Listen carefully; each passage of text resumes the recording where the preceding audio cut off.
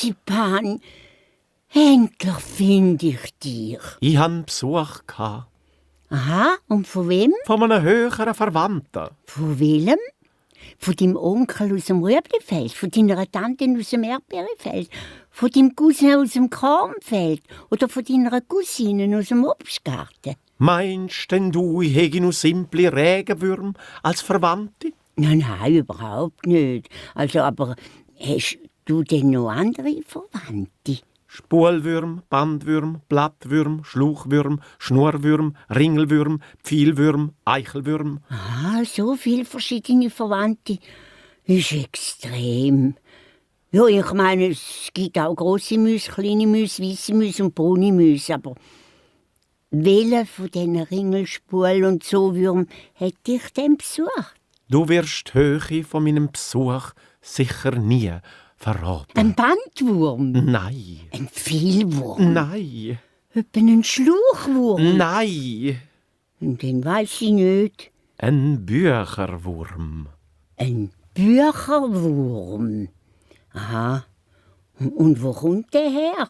Nie anders als aus der ehrwürdigen Gemeinsbibliothek von Oberhausen.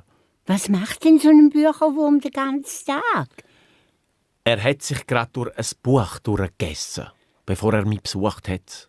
Ein hochintelligenter Verwandter. Und was hat er erzählt? Die ganze grossartige Geschichte von dem Buch, das er sich gerade durchgegessen hat. Und wie geht die Geschichte? Es ist die Geschichte vom edlen, hochherzigen Ritter Don, wo eine wunderschöne Prinzessin liebt, aber nicht kriegt. Bis zum Schluss. Das ist es ja. Ich weiß es nicht. Der Verwandte hat 20 Seiten vor dem Schluss einfach nicht mehr weiter essen. Schade, sehr schade. Oh, wie recht du hast. So einfach dein Gemüt auch ist, recht hast, flinkfüßige Zaubermaus. Man müsse ganz klar wissen, ob der Don die Prinzessin kriegt. Oder Wie nicht. heisst sie? Dulcinea del Toboso. Und ist sie schön gsi? Schön wie ein Erdbeerefeld. Zaubermaus. Wenn ich das Ende nicht erfahre, dann kann ich nicht mehr schlafen, nicht mehr essen, nicht mehr lachen und nichts mehr. Ja, das sind nicht gerade rosige Aussichten. Wir müssen in die alte, ehrwürdige Bibliothek von Oberhausen und ich muss das Buch lesen. Du kannst ja deinen Verwandten fragen, ob der Ritter Don die Dulcinesse überkommt. Der Bücherwurm, mein hochgelehrter Verwandte, ist auf Frankfurt an die Buchmesse weitergereist. Der kommt unter Umständen erst in 1-2 Monaten wieder zurück nach Oberhausen. Und so lang kann ich nicht warten. Flinke Zaubermaus, hilf mir. Heute Nacht muss es sein, sonst wird der Marzipan den morgendlichen Sonnenaufgang nicht mehr erleben. Ja, gerade so. Du, sag mal, wieso redest du so goppelt geschüttelt? Ich han gewusst, dass du mir hilfst. Ich werde endlich das Ende von dieser grossen und höchstwahrscheinlich hochnottragischen Geschichte erfahren. Ja, morgen gehen wir. Morgen. Wenn es nur schon hören, immer heisst es morgen. Und Zaubermaus. Morgen ist nie. Es gibt nur ein Heute. Heute muss es sein, o Zaubermaus, du Laterne in der Finsternis. Du Hoffnungsschimmer vom Schicksal. Du mein rettender Engel heute. Du musst dich jetzt aber nicht so aufregen, Marzipan. Ist ja gut. Gehen wir halt heute.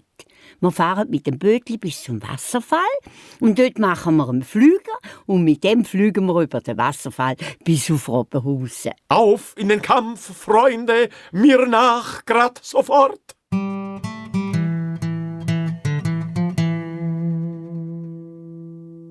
Da wären wir also. Direkt vor der Bibliothek von Oberhausen. Und dort kommt die allseits belesene Bibliothekarin, die Frau nie vergessen, aus der Tür der Bibliothek. Genau wie es mein Verwandter vorausgesagt hat. Bestimmt ist gerade Ladenschluss und wir flinkfüßige Zaubermaus müssen noch innen, bevor sie die Tür abschließt. Ja, dann gibt's nur eins. Ich nehm dich und häng dich um den Hals wie ein Halsdoch und dann heisst's spulen, was die Pfoten hergehen. Schneller, Zaubermaus, schneller.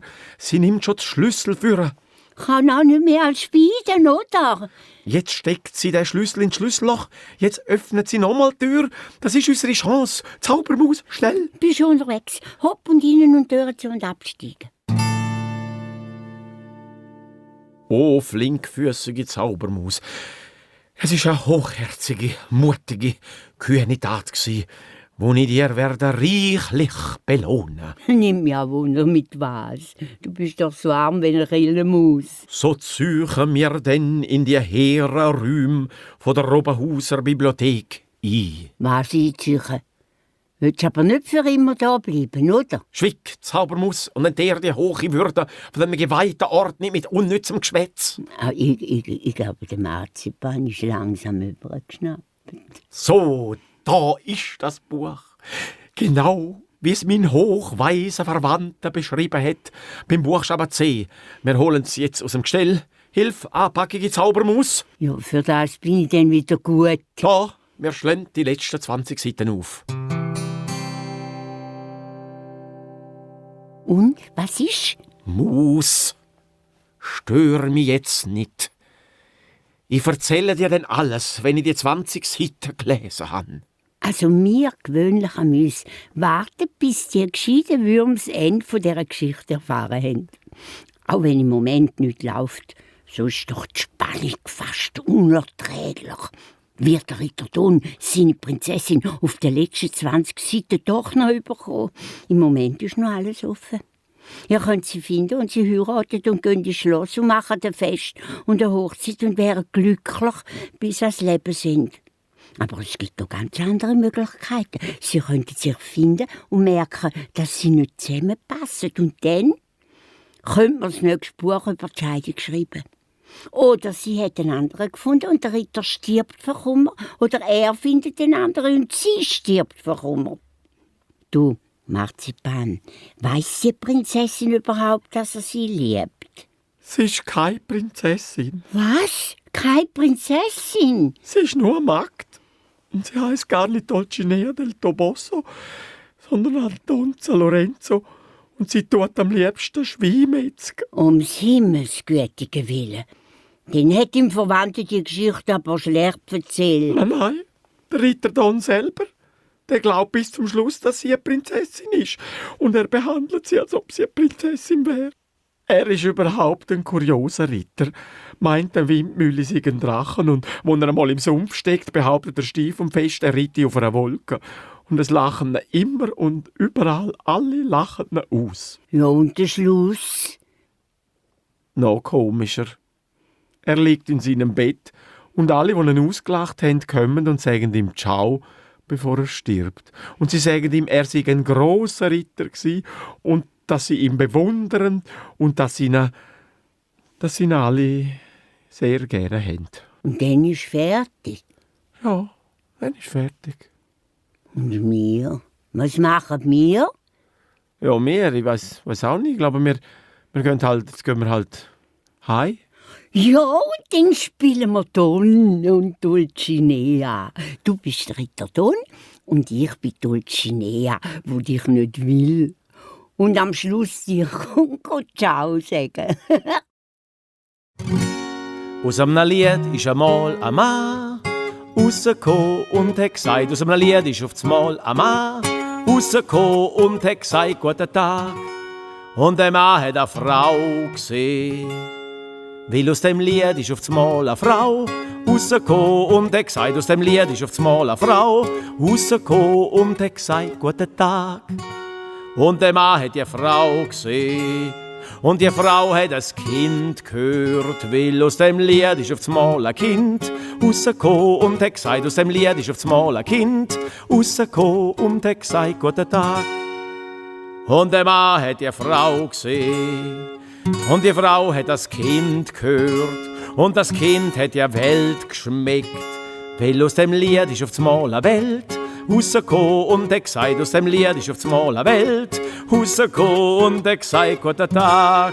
Und der Mann hat die Frau gesehen und die Frau hat das Kind gehört und das Kind hat die Welt geschmeckt und in der Welt hat das Lied träumt. Und aus dem Lied ist auf das Mal ein Mann rausgekommen und hat gesagt, aus dem Lied ist auf das Mal ein Mann rausgekommen und hat gesagt, guten Tag.